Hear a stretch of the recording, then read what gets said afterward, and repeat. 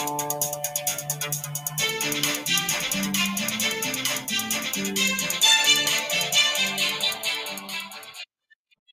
à tous, bienvenue sur le JT d'Aix-en-Provence, voici les actualités du mois. 20 ans de prison requis contre Dominique Pellicot pour des viols répétés sur son ex-épouse.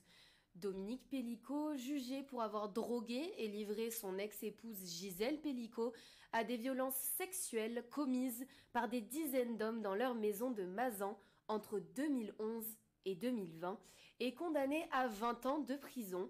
Cette peine maximale a été demandée par le parquet ce lundi 25 novembre, après 11 semaines de procès.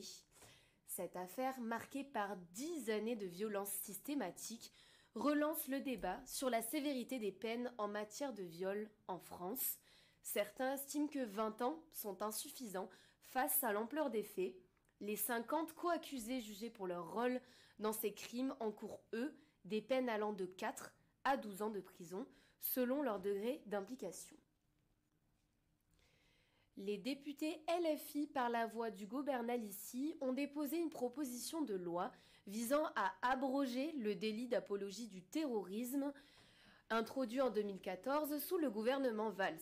Ils estiment que cette loi favorise une instrumentalisation de la lutte antiterroriste au détriment de la liberté d'expression, en particulier depuis les événements du 7 octobre 2023. Cette initiative a provoqué de vives critiques dans le paysage politique. Le ministre de la Justice a dénoncé une mesure qui reviendrait à baisser la garde face à une menace terroriste toujours présente. Pour appuyer son projet, Hugo Bernalicis a cité le cas de Jean-Paul Delescaux, condamné en première instance pour des propos sur le conflit israélo-palestinien, jugé comme une apologie du terrorisme.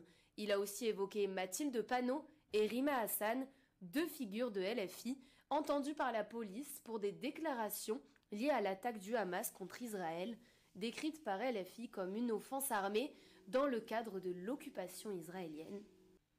Judith Soucy, étudiante en première année, vous propose un reportage dans lequel elle recueille les avis des étudiants et des professeurs de Sciences Po sur le sujet. Hugo Bernalicis, député de la France Insoumise, a déposé le mardi 19 novembre un texte dans lequel il explique vouloir abroger le délit d'apologie du terrorisme inscrit dans le Code pénal en 2014.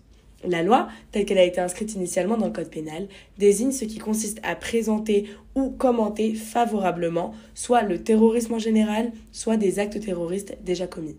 Le fait de soutenir l'auteur d'un acte terroriste revient à faire l'apologie du terrorisme. Ainsi, les députés insoumis souhaitent retourner à une définition de l'apologie du terrorisme étant simplement réprimée dans le cadre du droit de la presse et régie par une loi datant de 1881. Or, il y a 10 ans, les députés avaient fait le choix de l'ajouter dans le Code pénal dans un cadre de montée du terrorisme en France très prononcé, qui refait aujourd'hui surface. Nous avons donc demandé à des élèves et à des professeurs de Sciences Po leurs avis et quelques précisions sur le sujet. Tu penses que cette proposition d'abrogation entre guillemets de la loi, ça peut être un moyen pour LFI de contourner ou d'éviter certaines accusations ou certaines condamnations? Ah oui, je pense qu'il y a un côté très... il y a une fenêtre politique qui a été prise par LFI, par ailleurs, il soulève notamment le fait qu'il y a un représentant syndical qui a pris 1 an de prison avec sursis pour avoir fait un tract en soutien à Gaza. Mais eux, principalement, ils sont quand même visés à travers Mathilde Panot et Rima Hassan. Alors, je m'appelle Mathis Michel et je suis en première année à Sciences Po. Alors oui, je pense qu'aujourd'hui c'est clairement un moyen de contourner la loi et de pouvoir tenir des propos qui peuvent être qualifiés comme d'apologie du terrorisme, notamment avec le conflit israélo-palestinien qui a repris en force en teneur le 7 octobre 2023. Alors moi c'est Samuel et je suis étudiant en 2e année à Sciences Po. Bien sûr parce que aujourd'hui les dépositaires de cette loi à l'Assemblée nationale sont des gens qui sont eux-mêmes poursuivis pour apologie au terrorisme. Donc je pense qu'ici il y a un conflit d'intérêts finalement et ça pose question sur la légitimité que cette loi peut avoir pour le bien public, pour la société. Bonjour, je suis Wilfried Adou, je suis doctorant à Aix-Marseille Université. Je suis à terre à Sciences Po, en droit public, en droit constitutionnel en partie. J'ai des enseignements en droit constitutionnel. la proposition d'abrogation oppose cette disposition aux droits fondamentaux, notamment la Déclaration des droits de l'homme et des citoyens, ce qui suppose que la liberté d'expression n'est pas absolue, qu'il peut y avoir des cas dans lesquels la liberté d'expression soit restreinte. Mais si la DDHC n'est pas assez précise sur les conditions ou les motifs de restriction, on peut se référer à l'article 10 de la Convention européenne des droits de l'homme, qui est aussi applicable en France, qui prévoit dans son paragraphe, dans son alinéa 1, consacre la liberté d'expression, dans son alinéa 2, prévoit des motifs pour lesquels on peut restreindre une liberté. Alors une liberté peut être donc restreinte pour motif d'ordre public, sûreté publique, sécurité nationale. Elle peut être aussi restreinte pour défense de l'ordre et prévention du crime. Donc a priori, on pourrait ranger le crime d'apologie du terrorisme dans la défense de l'ordre et de la prévention du crime. Dans une affaire peut-être célèbre qui n'a pas forcément de lien direct avec l'apologie, l'affaire Mbala de Dieudonné, qui a été sanctionnée par la juridiction française pour négationnisme. Et Dieudonné a saisi la Cour européenne des droits de l'homme. La Cour européenne des droits de l'homme a précisé qu'il y a certains types de propos qui échappent même à la protection de la liberté d'expression. Entre autres, le négationnisme. On pourrait ranger dans ce type de propos, si tant est que la définition de l'apologie du terrorisme est claire, on pourrait tirer les mêmes conséquences d'un propos clairement apologiste. Par exemple, l'affaire Leroy contre France, dans laquelle M. Leroy s'exprime après les attentats du Hamas en disant « Nous l'avons tous rêvé, le Hamas l'a fait ». Dans ce type de conditions, on est clairement dans l'appel à l'apologie du terrorisme. En cas d'abrogation de cette disposition, on est face en fait à deux propositions. Il faut savoir que l'apologie du terrorisme était à l'origine dans la loi de la liberté de presse. Donc à l'origine, ça n'allait sanctionner que des éditeurs de presse.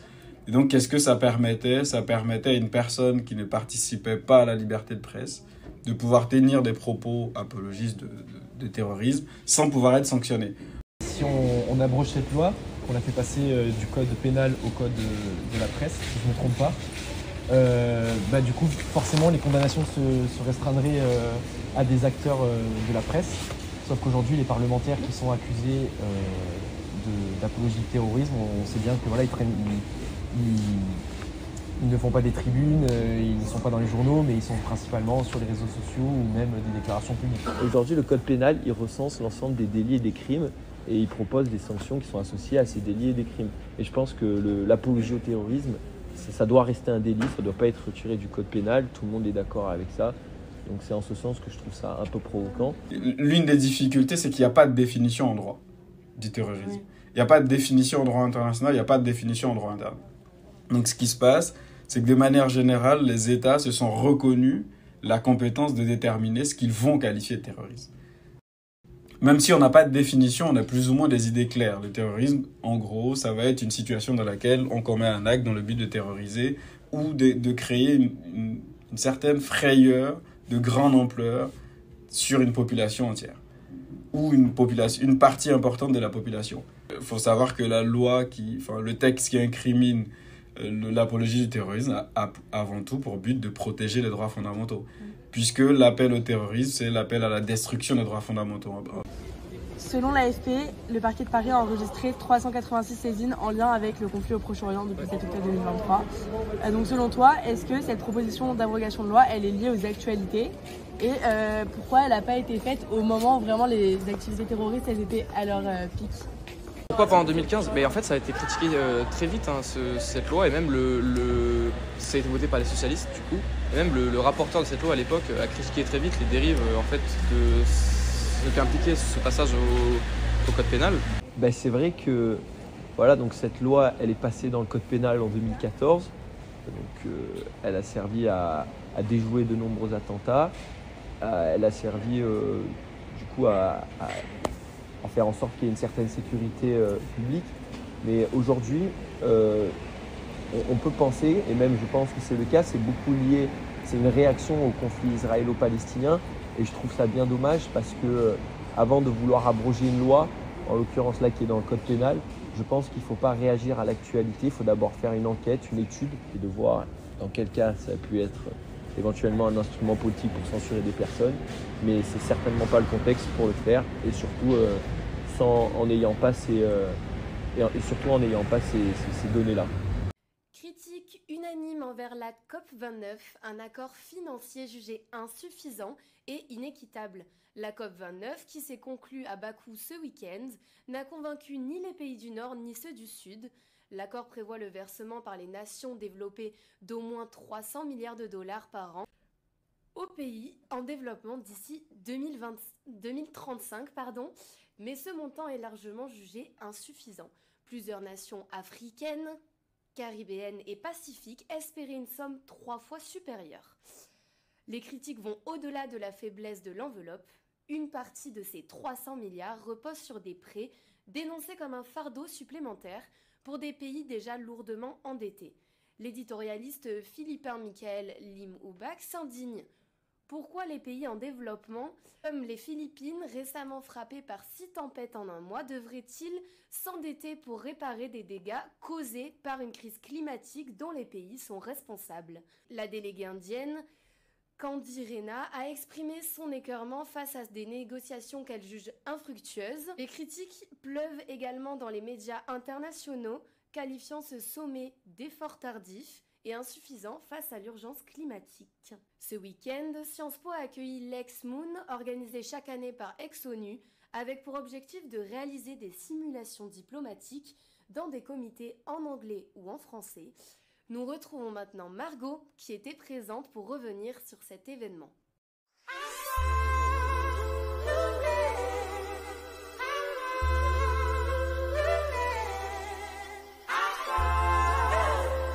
Donc je m'appelle Bunty, je suis en 2e année et là pour le Ex-Moon, j'aide à l'organisation, je suis au staff. En gros, c'est un peu les petites mains du Ex-Moon, c'est tout ce qui est l'organisation, dès que les comités ont besoin de quelque chose, on est là pour ça. On aide aussi, on a organisé les roses diplomatiques, les petits déjeuners, voilà. Très contente de voir un plus petit comité. Ça change et c'est plus agréable. Je suis Mathis Vanderschot et je suis le coprésident d'Ex-ONU avec Andrew. Donc l'Ex-Moon 2024, c'est de Aix-en-Provence Model United Nations. Donc on simule des débats de l'ONU avec 4 comités cette année, la COP, l'UN Women, le Conseil de sécurité et UNOSA sur les affaires spatiales. Du coup, la plupart du taf de fond, c'est-à-dire sur la préparation des comités, ça a été Elias et Alice. Pour le Ex-Moon, en fait, tout le monde peut participer entre 16 et 27 ans. Des gens de l'étranger, on a 4 Espagnols qui sont venus de Madrid pour ça. On a une Britannique, et oui, tout le monde peut participer. On a des gens de la fac, même si c'est la majorité, on a des gens de Sciences Po. Alors bonjour, moi c'est Ambre, je suis coprésidente d'Ex-ONU avec Mathis Vanderschot. Du coup, j'avais commencé les lunes au lycée, j'en avais fait quelques-uns, et puis l'année dernière à Sciences Po, on était parti à Madrid, on avait aussi fait le Ex-Moon, donc voilà, ça c'est mes expériences. Et sinon, du coup, je suis coprésidente de l'asso depuis septembre, et on est sur le projet en vrai depuis cet été avec tous les transferts bancaires et tout. Alors, le programme du week-end, c'est le vendredi, on avait la cérémonie d'ouverture avec Monsieur Anselmi, qui a fait une conférence sur Monaco à l'international. Ensuite, le samedi matin, on accueille les délégués, ils font des débats. On a la pause du midi et le samedi après-midi, c'est pareil. Le dimanche aussi, sauf qu'à 17h, on a une cérémonie de clôture avec l'attribution des rewards. La mention honorable revient au débat. The debate is for the USA and Anna.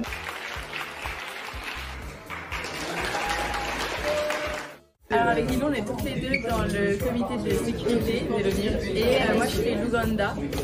Et moi je suis l'Afrique du Sud. C'est tous les deux notre vrai premier mot, mais on a déjà fait des petites simulations ici. Notre comité il est en anglais, on a trouvé un assez bon niveau d'anglais, donc ça pose pas forcément de problème, mais c'est bien parce que il n'y a pas de jugement par rapport au niveau d'anglais des gens et tout ça. Donc notre sujet c'est sur déstabiliser le conflit au Congo. Du coup, en quoi ça consiste? En fait, on va lever des motions, donc on propose des sujets pour discuter pendant un nombre de minutes défini. Et ensuite, on peut faire des discussions indirectes où là, on peut se lever, parler sans l'intermédiaire de la chair. Et ensuite, essayer de trouver des résolutions et d'écrire une résolution à l'écrit. Maintenant, ce qui est grave sympa, c'est qu'on doit vraiment suivre la ligne de notre pays. Ça nous amène à faire des trucs parfois un peu random et des alliances qu'on ne fait pas d'habitude. Mais après, il y a à la fois une petite liberté. Du coup, à la fois, c'est sympa, c'est marrant. Tout ce qui est bien, c'est que par rapport aux mini-simulations, c'est sur 2 jours. Du coup, on peut vraiment développer le truc en entier et on n'a pas besoin de. On n'est pas frustré parce qu'on ne peut pas tout dire. Ouais. Secrétaire de l'association Ex-ONU cette année.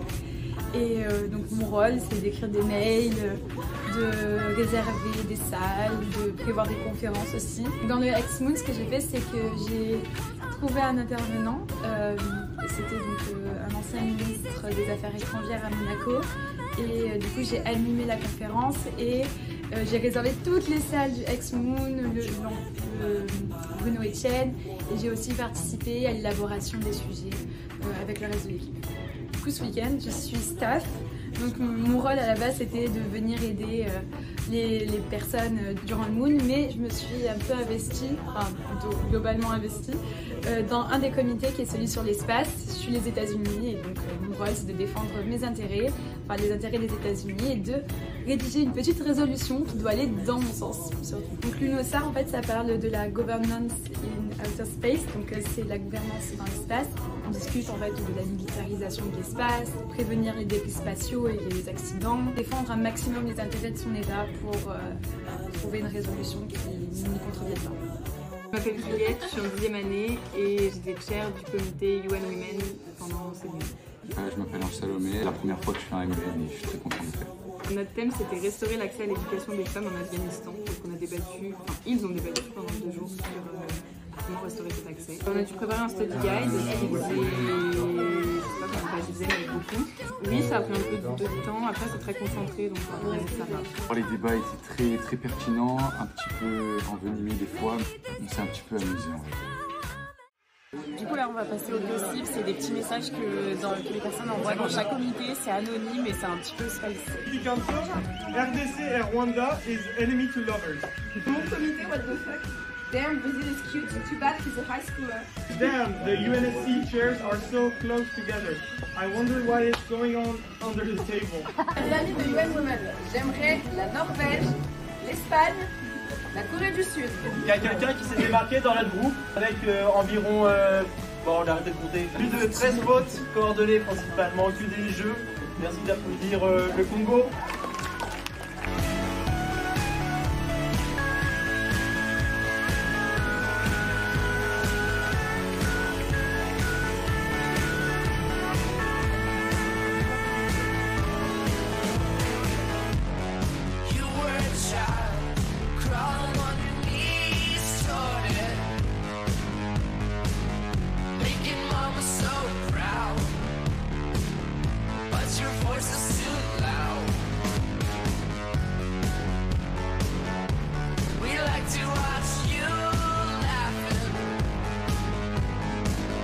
For being here in this closing ceremony, and the excellence started on Friday, 2 days ago, and we thank you all for coming today. Thank you so much for the session of 2025, excellent 2024 is officially adjourned and over. Thank you.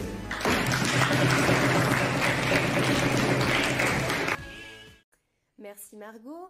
Après 2 mois de conflit entre Israël et le Hezbollah pro-iranien, les négociations pour un cessez-le-feu au Liban semblent avancer. Le Premier ministre israélien Benjamin Netanyahou aurait donné son accord, en principe, à un cessez-le-feu, résultat de plusieurs jours de discussions. Depuis le 15 avril 2023, le Soudan est en proie à une guerre fratricide dévastatrice. En 19 mois de conflit, plus de 13 millions de Soudanais ont été forcés de fuir et le pays fait face à une crise humanitaire sans précédent. Le conflit oppose les forces armées soudanaises dirigées par le général Abdel Fattah al-Burhan aux paramilitaires des forces de soutien rapide menées par le général Mohamed Hamdan Dagalo, surnommé MDT. Jan Egeland, directeur du Norwegian Refugee Council, critique l'indifférence de la communauté internationale face à cette situation. Après la victoire de Donald Trump, Elon Musk est devenu l'homme le plus riche de l'histoire, avec une fortune estimée à 348 milliards de dollars, selon Bloomberg. Il dépasse ainsi son propre record de 2021 et devance Jeff Bezos, Larry Ellison et Mark Zuckerberg. Avec cette richesse colossale, Musk est 2 fois plus riche que Bernard Arnault, le patron de LVMH. Ce succès financier intervient après l'investissement d'Elon Musk dans la campagne de Trump, où il a soutenu le candidat républicain et investi 100 millions de dollars. Suite à l'annonce de la victoire de Trump, la valeur des actions de Tesla a augmenté, rapportant 15 milliards de dollars à Musk, dont 26 milliards de dollars dès le lendemain. C'est le moment d'accueillir Elsa sur notre plateau pour sa chronique sur la panthéonisation de Marc Bloch. Bonjour Elsa. Bonjour. Mais qui va gagner la course à la panthéonisation ? François Mitterrand avait battu tous les records pendant son mandat en ouvrant les portes du Panthéon à 7 grands hommes et femmes, la patrie reconnaissante. Car oui, il a panthéonisé une femme et c'était bien Marie Curie. Mais Emmanuel Macron le talonne de près avec 6 nouveaux entrants.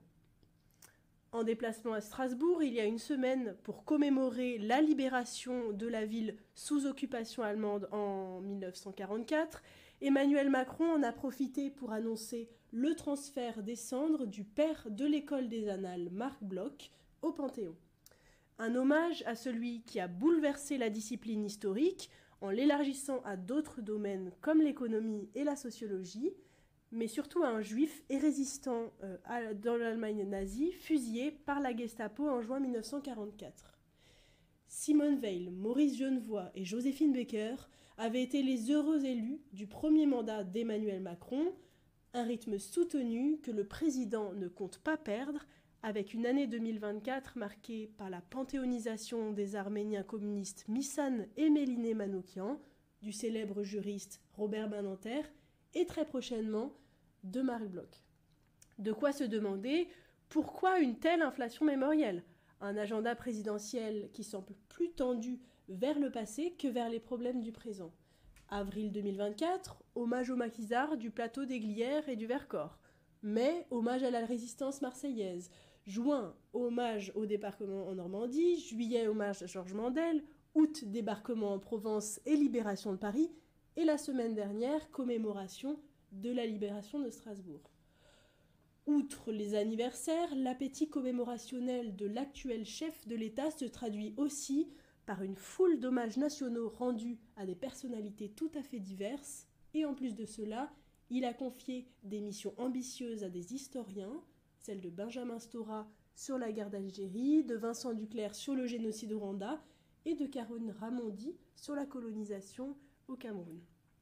Mais alors, le vrai but de notre président est-il de commémorer les grands hommes ou d'en devenir un ? Car certains l'accusent d'instrumentaliser et de détourner la mémoire pour devenir une politique et de s'abriter à l'ombre des grandes figures pour tenter d'exister.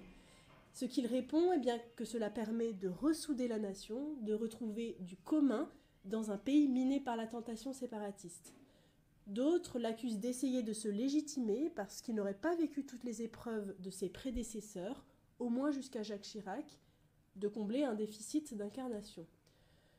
D'autres encore l'accusent de banaliser l'hommage, de le dévaloriser, en le rendant trop fréquent, avec un risque, celui que les Français s'en lassent.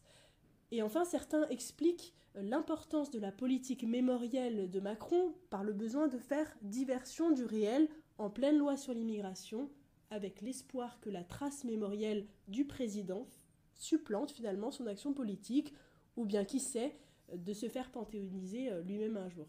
Merci Elsa, merci à tous d'avoir suivi notre JT de novembre. À bientôt sur Airtime Provence.